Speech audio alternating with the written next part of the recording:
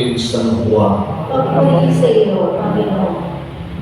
Noong panahon yun, sinabi ni Jesus sa mga tao, walang makalalapit sa akin, malibang dalhin siya ng Amang nagsugo sa akin. At ang lalapit sa akin ay muli kong bubuhayin sa huling araw. Nasusulat sa aklat ng mga propeta,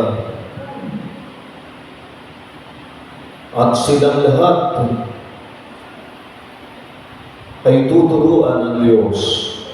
Ang bawat nakikinig sa Ama at natututo ay lalapit sa akin. Hindi ito nangangahulugang may nakakita na sa Ama. Yaong nagmula sa Diyos ang tanging nakakita sa Ama. Sinasabi ko sa inyo, ang nananalig sa akin ay may buhay na walang hanggan.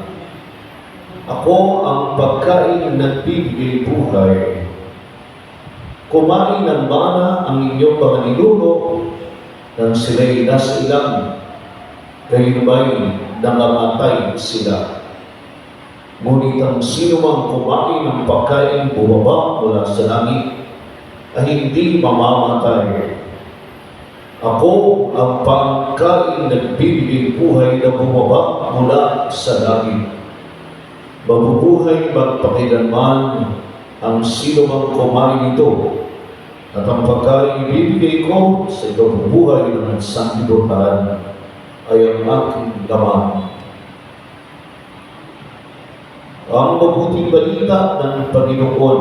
Pinupuri ka namin, Panginoong Jesucristo.